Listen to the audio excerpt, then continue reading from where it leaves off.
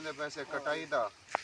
یہ ماشاءاللہ یہ کا سارے بچے چھوٹے وڈے کٹھے سے پہلے دعا منگدے سے اللہ پاک برکت پاوے آمین بسم اللہ الرحمن الرحیم اللہم صلی علی سیدنا آمین اللہ پاک انہاں دے رزق وچ مال وچ برکت پا تے اللہ پاک انہاں کو نفع عطا فرما آمین کٹائیں عطا کی خیر خوشی نال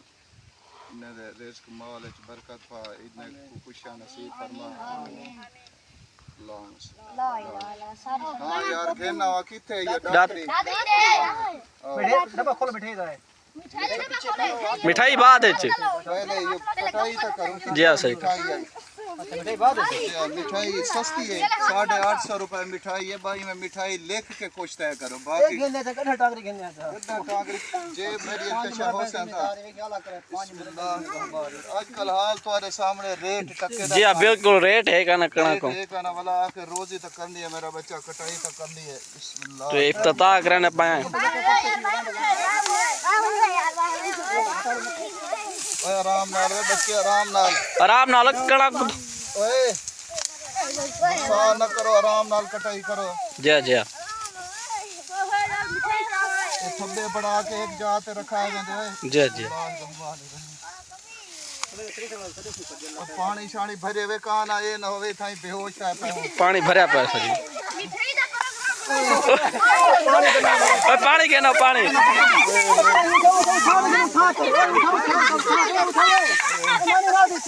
ایک گرمی دے حالات ہیں پائے ایک گرمی دیکھ